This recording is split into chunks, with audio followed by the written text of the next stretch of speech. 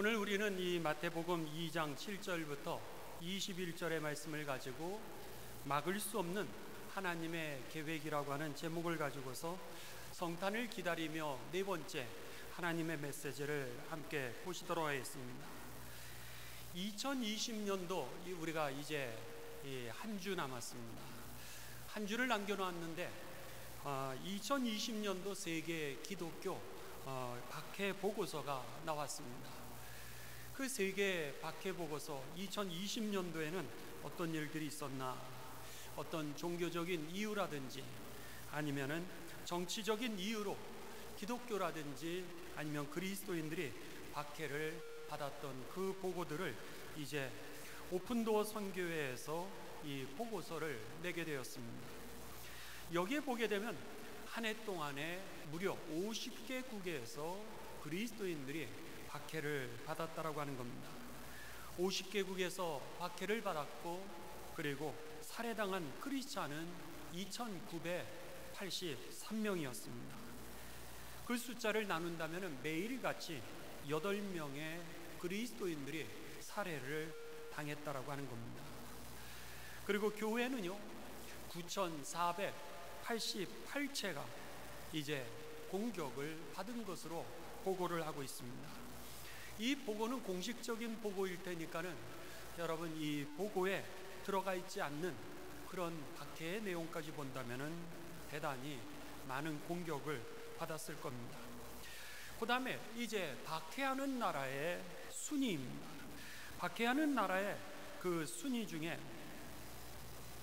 우리 북한이요, 이 세계의 19년째, 그러니까 19년째로 박해 순위 1위입니다. 여러분 우리가 우리나라만이 아니라 북한을 위해서 기도해야 될 때입니다. 19년째 세계에서 그리스도인 박해 1위라고 하는 겁니다. 그 다음에 중국입니다. 중국이 이 삼작교회가 있음에도 불구하고 세계적인 박해 순위는 아주 수직적으로 상승을 하면서 이제 이 박해가 심해지고 있습니다. 2017년에는 세계 43위였습니다. 그런데 2018년에는 27위로 크게 상승을 하였고요. 그리고 2019년 작년에는 23위, 그러니까 23위로 계속해서 상승을 하고 있다고 하는 겁니다. 그 외에 중국뿐이 아니라 그리스도인들과 또 기독교에 대한 박해는 이슬람 국가에서 끊임없이 계속해서 일어나고 있고, 또 불교 국가, 때로는 힌두교 국가에서 그런 박해들이 계속해서 일어나고 있다고 하는 겁니다. 한 해 동안에 50개국에서 구금이라든지 재판 없습니다. 재판 없이 구금되고 체포되고 투옥됐던 그런 사람들이 3,711명으로 이렇게 보고를 하고 있습니다. 여러분, 그런데 더 중요한 게 있습니다. 세계에서 이렇게 많은 박해가 일어나고 있는데 그리스도인의 숫자가 줄지 않고 있다라고 하는 겁니다. 그리스도인의 숫자가 어떻게 늘고 있냐면 중국의 통계로 의하면은 약 9,700만 명으로 통계를 냈습니다. 이 중국에 그렇게 박해를 하는데도 불구하고 근 1억이나 되는 숫자가 예수님을 자기가 믿고 있다라고 그렇게 표현하고 있는 겁니다. 뿐만 아니라 지금 미국에 있는 그 인디아나주에 그 퍼듀라고 하는 그런 대학이 있습니다. 근데 이 퍼듀 대학의 이 중국계 교수입니다. 그런데 이 교수님이 자기의 나라를 갖다가 이제 평가를 해서 그리고는 보고를 한 그 보고서에 의하면은 이 중국의 기독교인 박해 속에서도 매년 10%씩 성장해 왔다라고 하는 겁니다. 박해의 수위는 점점 높아졌는데 놀랍게도 박해를 하면 할수록 그리스도인의 숫자가 매년 10%씩 늘어갔다라고 하는 겁니다. 그러고는 그는 2030년도, 올해가 2020년도죠. 이제 10년 후에 중국의 기독교인들의 숫자를 2억 2억 4천만 명이 달할 것으로 그는 추정을 했습니다. 왜냐하면 그러한 박해 속에서도 끊임없이 계속해서 그리스도인들이 증가하고 있다라고 하는 겁니다. 여러분, 우리 감리교회 그 창설자 되시는 요한 웨슬레 목사님, 그 웨슬레 목사님이 그의 설교 중에 이렇게 이야기를 했습니다.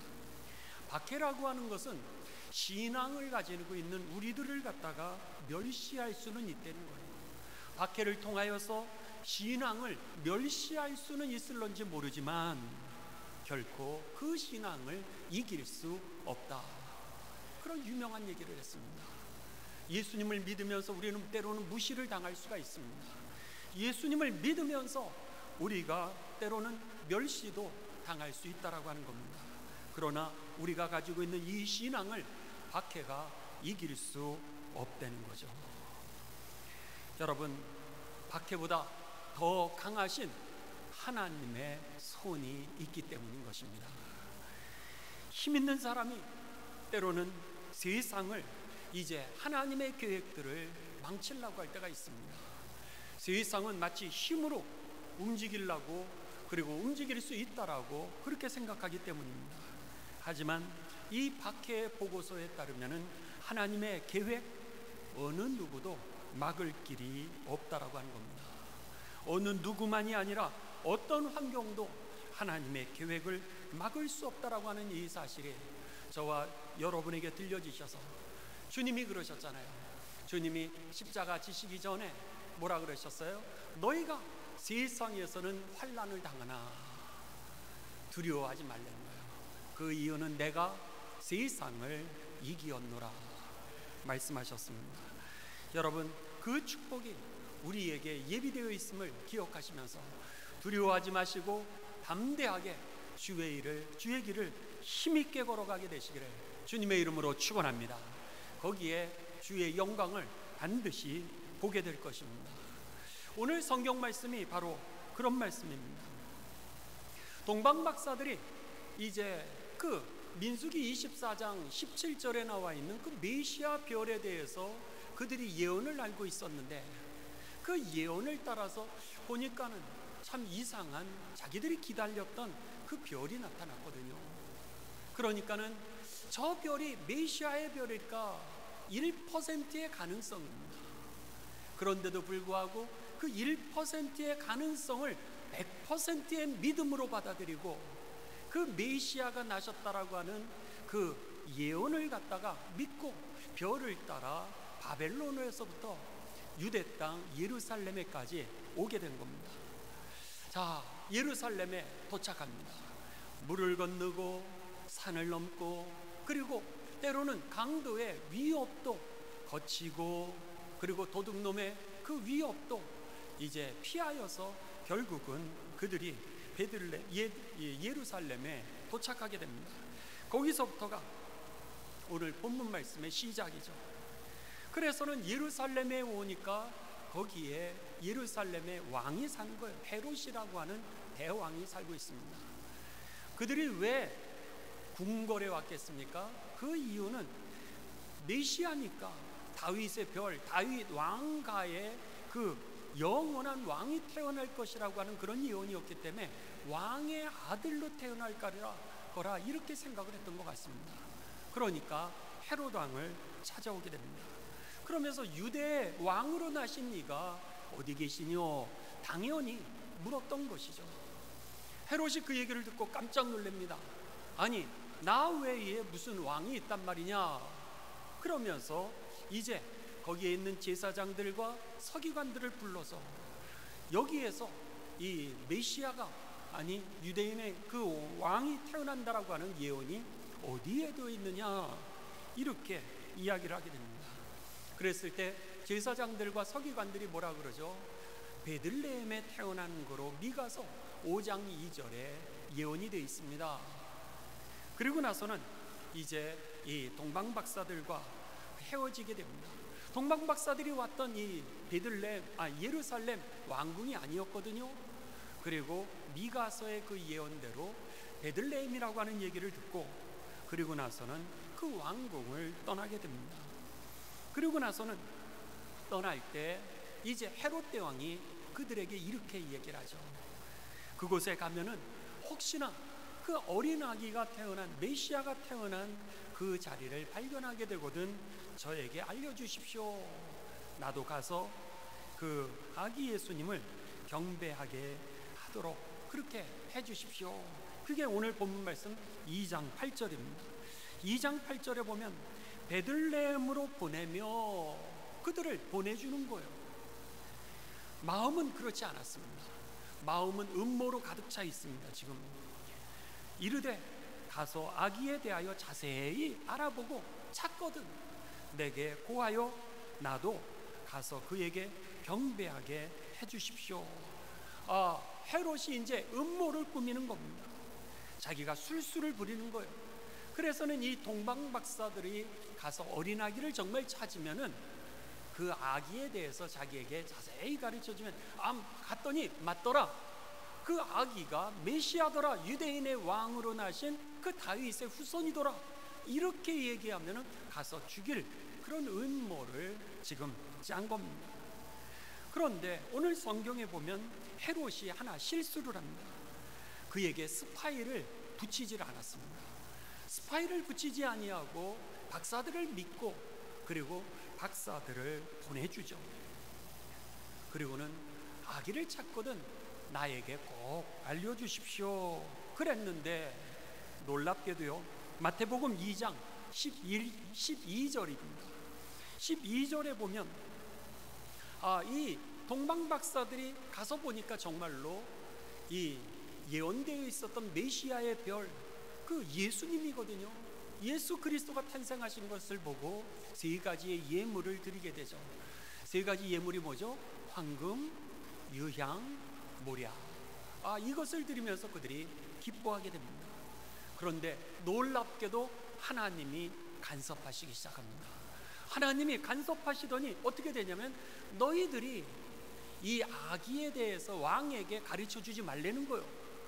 그러면서 너희들이 오던 길로 돌아가게 되면은 분명히 이 궁궐에 있는 병사들을 만나게 될 터이니까 거기로 가지 말고 돌아서 딴 길로 가라라고 그렇게 하나님의 사자가 그에게 가르쳐 줍니다. 이게 마태복음 2장 12절이죠. 그들은 꿈에 나타납니다. 헤롯에게로 돌아가지 말라 지시하심을 받아 다른 길로 고국에 돌아가니라. 하나님의 주권이 거기에 개입하시게 되었던 겁니다. 놀라운 하나님의 섭리가 이 동방박사들에게 개입을 하게 되었던 거예요. 이 헤롯은 죽이려고 하는 술수와 그 음모가 있었지만 그의 계략 속에 하나님이 역사하셨다라고 하는 겁니다. 그래서는 결국 그 박사들이 왕이 계획했던 그대로 움직이지를 않게 되고요. 오히려 하나님이 지시하는 대로 그들이 가게 되었다라고 하는 것이죠. 여러분, 하나님의 그 계획을 막을 길이 없었습니다. 자, 이번에는 두 번째입니다. 동방박사들을 통하여서 이 헤롯이 이제 그 아기 예수님에 대한 정보를 얻어내질 못하고 그 계략이 수포로 가게 됩니다. 13절입니다. 13절 보시면은요, 그들이 떠난 후에 주의 사자가 요셉에게 현몽하여 이르되 헤롯이 아기를 찾아 죽이려 하니 일어나 아기와 그의 어머니를 데리고 애굽으로 피하여 내가 네게 이르기까지 거기 있으라 하시니. 그들이 떠난 사실을 알고 헤롯 대왕이 분에 찼습니다. 분에 차가지고 날수를 계산을 하는 거예요. 그래서는 지금으로부터 2살 이하에 태어난 아이들은 모조리 사내 아이들은 다 죽여라, 이러면서 이 헤롯이 명령을 하게 됩니다. 대학살이 일어나게 되죠. 그런데 그 2살 이하의 아이들을 다 죽이라 그랬으면 예수님도 그 대상입니다. 예수님도 가만히 있다가 그냥 죽을 수밖에 없는데 오늘 본문 말씀에 보면 하나님이 개입을 하시죠. 이 동방박사들이 떠난 후에 주의 사자가 요셉에게 현몽하여 이르되 헤롯이 아기를 찾아 죽이려 하니 그러니 너는 애굽으로 아내를 데리고 그 아기와 함께 피신에 거기 있어라. 이렇게 얘기를 하는 거예요. 여러분, 얼마나 놀랍습니까? 상상도 못할 일입니다. 박사들이 나를 속이고 본국으로 갔다라고 하는 소식을 듣기도 전에 하나님께서는 이미 그 헤롯 대왕의 계략과 음모와 그 술수를 알고 계셨던 거예요. 그러니까는 그들이 떠나자마자 바로 헤롯이 준비하기도 전에, 계획하기도 전에, 아니 군사를 보내기도 전에 벌써 애굽으로 예수님과 온 가족들을 피신시켜 주었다라고 하는 겁니다. 그 다음에 세 번째입니다. 하나님의 계획이 더 놀라운 것은요, 마태복음 2장 19절입니다. 마태복음 2장 19절에 보면 헤롯이 죽은 후에 주의 사자가 애굽에서 요셉에게 현몽하여 이르되, 이게 무슨 얘기예요? 헤롯이 죽자 주의 천사가 이집트에 있는 요셉의 꿈에 나타났다라고 하는 겁니다. 지금은요 여러분, SNS가 있다라든지 텔레비전이 있다라든지 아니면 인공위성이 있다라든지 전화기가 있으니까 여기에 있는 얘기를 그쪽에게 알려줄 수 있죠. 그렇지만 2000년 전입니다. 2000년 전에 이스라엘과 여러분 애굽은요 어마어마한 거리가 아니겠습니까? 그러니 거기까지 어떻게 메시지를 전해줄 수 있겠습니까? 아무도 그 이스라엘 땅에 있는 이야기들을 알려줄 길이 없는 거예요. 그랬는데 놀랍게도 헤롯이 죽자 그렇게 돼 있습니다. 헤롯이 죽자 주의 사자가 애굽에 요셉의 꿈속에 나타났다는 거예요. 애굽에 있는. 그래서는 헤롯이 죽었으니 어떻게 하려는 거예요? 이제는 고향으로 돌아가려는 거예요. 돌아가서 거기에서 이제 예언대로 하나님의 계획대로 요셉의 그 동네에서 갈릴리에서 그곳에서 나사렛에서 자라나게 되는 겁니다. 하나님의 계획은 미가서를 통해서라든지 예언서를 통하여서 어디에서 예수님이 자라나실 것까지도 예언이 되어 있었는데 놀랍게도 헤롯이 죽자 하나님의 사자가 꿈에 나타나서 고향으로 돌아가려는 거예요. 예언대로 예수님은 나사렛이라고 하는 자그마한 동네에서 자라나게 되시는 겁니다. 그 다음에 네 번째는 하나님의 계획을 막을 수 없었던 네 번째는요, 누가복음 2장 7절입니다. 누가복음 2장 7절에 보게 되면 이제 우리들에게 이렇게 가르쳐 줍니다. 이 첫 아들을 낳아 강보로 싸서 구유에 뉘었으니 이는 여관에 있을 곳이 없음이로라 그랬습니다. 이 누가복음 2장 7절에 보시게 되면은요, 그러니까 마리아가 이제 아기를 출산할 때, 아니 잉태할 때, 그때의 상황입니다. 호적을 하기 위하여서 지금 베들레헴에 오지 않았습니까? 거기가 고향입니다. 고향에 찾아와서 이제 호적을 하려고 그러는데 거기에 이 출산기가 느껴지는 거예요. 그렇게 되니까는 거기에서 어느 집을 찾아가야 거기에 아기를 낳을 수 있을 텐데 오늘 성경에 보게 되면은 아기 놓을 그런 여관이 하나도 없었다는 거예요. 다들 이제 호적을 올리기 위하여서 곳곳에서 이제 왔던 것이죠. 그 당시 그 로마의 황제가 명령을 내렸습니다. 무슨 명령을 내렸냐면 모든 유대인들은 다 자기 고향으로 가려는 거예요. 고향으로 가서 주민등록증을 받아오려는 거예요. 자기가 지금 어디 살고 있는지, 또 자기하고 어떻게 연락을 할 수 있을지, 그리고 가족은 몇 명이나 있는지, 가족의 나이는 어떻게 되는지, 남자 아이가 있는지 아니면 딸이 있는지, 이런 것들을 갖다가 호구조사를 이제 시켰던 겁니다. 그거를 명령으로 내렸어요. 왜 명령으로 내렸냐?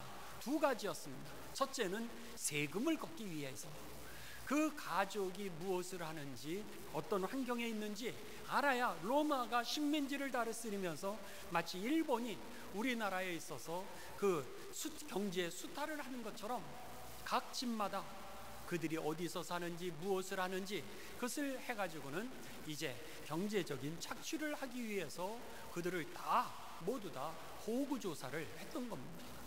두 번째는 군사였습니다. 로마가 전 세계를 다스리려다 보니까는 이제 힘이 필요한 거예요. 자기들이 정복을 해야 되는데 그들이 남자가 필요했던 겁니다. 남자만 필요했겠습니까? 전쟁을 하면 또 여자는 성적인 어떤 파트너로 강제로 그렇게 동원시키지 않았겠습니까? 그런데다가 자기들이 누리기 위해서 노예로 그 사람들을 또 쓰지 않았겠습니까? 그러니까 이런 군사적인 목적 아니면 수탈할 목적으로 강제로 그들에게 등록을 시켰던 거예요. 그러니까 할 수 없이 저 북쪽 아오지 탄광과 같은 신의주 같은 데 있었는데 저 남쪽에 부산 진도까지 내려가서 거기에서 지금 이제 이 등록을 하는 겁니다. 주민등록증을 발급을 받는 거죠. 그랬는데 그 많은 사람들이 다 몰렸으니 여관이 없는 거예요. 아기는 나오려고 그러는데, 출산하려고 그러는데 이 아기를 낳을 데가 없습니다. 마귀는 아마 알았을 거예요. 사탄 마귀는 그 아기를 못 낳아야 되니까 어떻게 해서든지 그 아기를 놓을 수 있는 곳을 사람으로 꽉 채웠을 겁니다. 그런데 하나님의 계획을 막을 길이 없었습니다. 그 여관집 주인이 너무 미안해하는 거예요. 여관집 주인이 미안해하면서 이제 자기 집에 그래도 구유라도 있는데 여기서라도 아기를 낳겠느냐, 여기서라도 밤을 지새겠느냐, 그렇게 얘기를 하는 거죠. 결국 거기에 들어갔을 때 거기서도 어린 아기를 낳게 되었다라고 하는 겁니다. 있을 곳이 없어도 아기가 날 수 없는 그런 환경인데도 불구하고 하나님이 계획하셨던 그 메시아 예수 그리스도는 예정대로 태어나셨다는 거예요. 사탄이 막을 길이 없었습니다. 아무리 환경을 가로막았어도, 사람으로 막았어도 하나님의 계획은 성취되었던 것이죠. 더 놀라운 일이 있습니다. 그러면은 이제 아기가 그렇게 좋지 않은 환경에서 태어나게 되면은 여러 가지 몸적으로 그런 연약함을 가질 수가 있을 겁니다. 제가요 이제 유학을 갔습니다. 유학을 갔는데 거기에 저희 친구가 먼저 유학에 와 있었습니다. 그랬는데 저희 집이 이제 둘째 아이를 낳게 될 때였는데 친구가 뭐라 그러냐면 절대로 이제 어느 장소에 가서는 낳지 말라는 거예요. 어떤 장소에 가서 나면 그 부인이 이제 싸울 때마다 네가 얼마나 못 낳았으면 나를 거기서 애를 낳게 했냐, 이런 얘기를 하면서 그렇게 싸운다는 거예요. 그러니까는 돈이 들더라도 어떤 장소로 가서 아기를 낳으면 좋겠다라고 그렇게 얘기를 하는 얘기를 들었습니다. 어쩌면은 그게 환경에 관한 얘기겠죠. 지금 마리아도 어쩌면은 일생 동안 그게 짐일 수도 있을 겁니다. 내가 이렇게 어려운 환경에서 아기를 낳아서 이렇게 아프기도 하고 이렇게 여러 가지 어려움이 있구나, 이렇게 마음에 부담을 가질 수도 있었을 겁니다. 그런데요, 누가복음 2장 40절은 우리들에게 예수님이 어떻게 자라나시는가 라고 하는 것을 우리들에게 가르쳐 줍니다. 누가복음 2장 40절에 보면 아기가 자라며 그랬습니다. 아기가 자라며 강하여지고 지혜가 충만하며 하나님의 은혜가 그의 위에 있더라. 할렐루야. 아이가 자라는 거예요. 아니 안 자라도 문제일 텐데 자라는 거예요. 그 다음엔 어떻게 돼요? 약했는데 시간이 가면 갈수록 튼튼해지는 거예요. 처음에는 미련한 것처럼 보였는데 갈수록 지혜롭게 되는 거예요. 어떻게 혼자서 살아갈 수 있을까? 그렇게 생각했는데 시간이 가면 갈수록 하나님의 은혜가 그 아이를 인도해 가는 겁니다. 할렐루야. 처음에는 미약했던 거예요. 마구간에서 태어났는데, 그랬는데도 불구하고 시간이 가면 갈수록 하나님께서 그의 육신도 책임져 주시고 그의 영적인 것도 책임져 주시고 그의 지혜도 그의 이성도 하나님께서 책임져 주셨다는 겁니다. 환경이 아니었던 거요. 환경이 아니라 하나님이 우리를 향하신 그 계획을 사탄 마귀는 막을 수가 없다는 겁니다. 그리고 하나님의 뜻은 우리를 통하여서 온전히 성취되었던 것이죠. 그게 누구였어요? 바로 예수님이 모델이었던 겁니다. 여러분의 가정의 자녀가 마구간에서 태어났습니까? 그래서 어려워하고 힘들어하고 아픕니까? 염려하지 마십시오. 시간이 가면 갈수록 하나님께서 하나님의 뜻을 성취하시기 위하여 여러분의 자녀들을 책임져 주실 것입니다.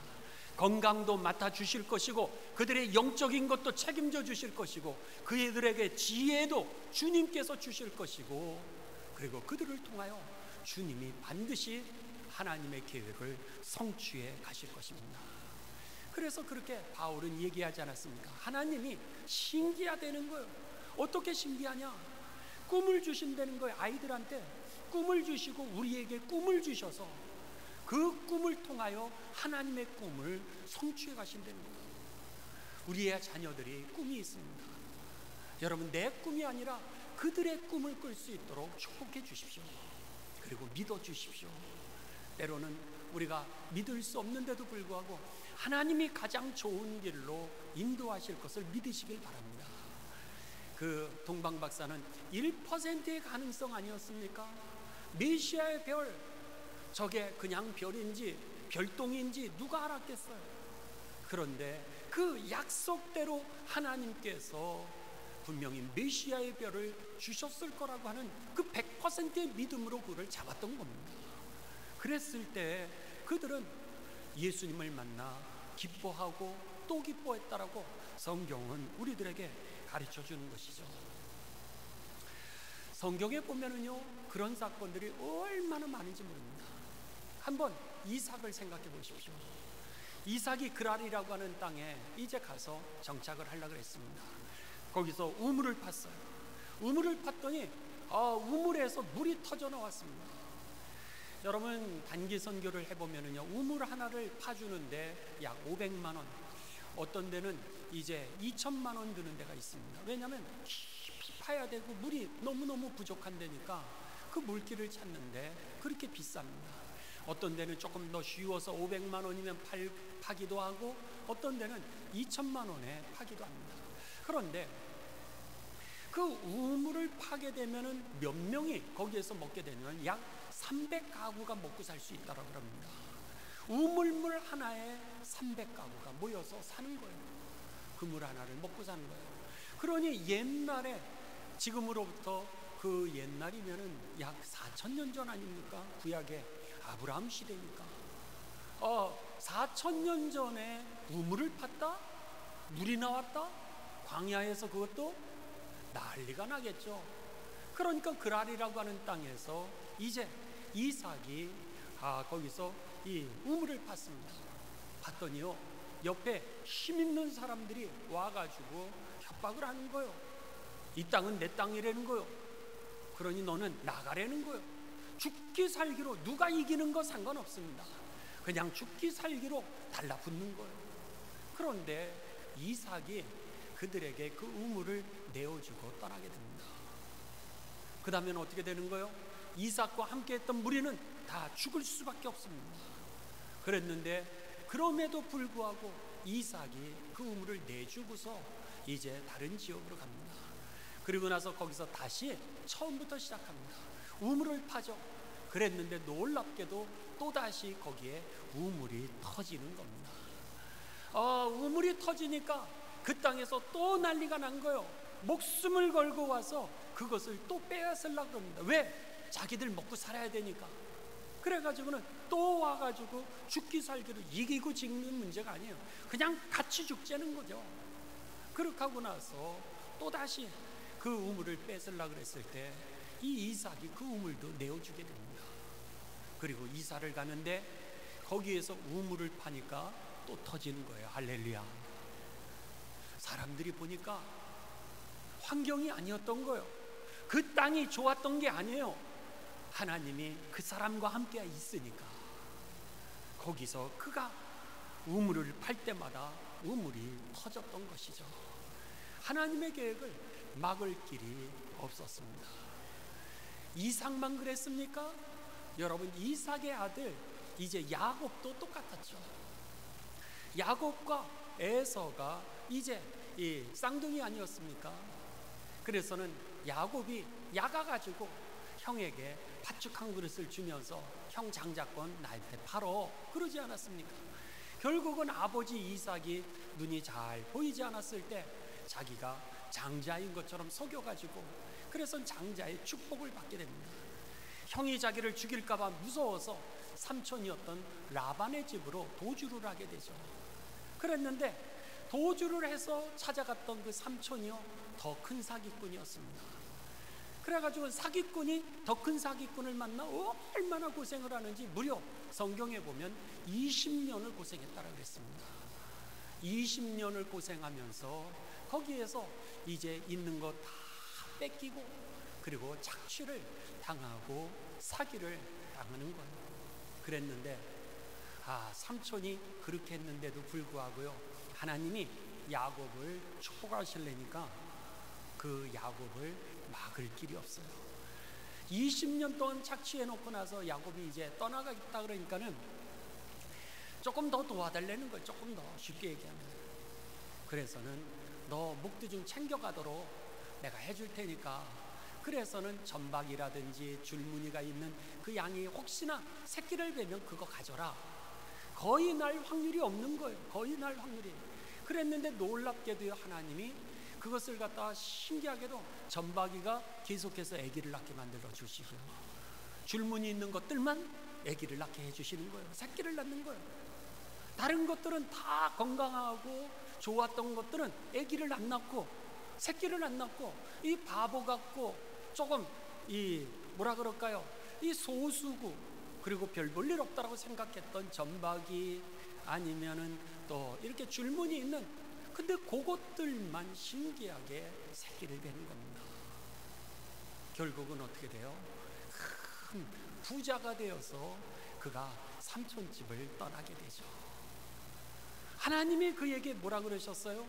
이제 형 에서를 속이고 자기가 이제 삼촌집으로 가는 길 가운데 산에서 밤에 여러분 잠을 자게 되지 않습니까? 돌을 베고서 잠을 자는데 그 돌베개를 베고 잠을 자는 그때 하나님이 뭐라 그러세요? 내가 너와 함께하리라.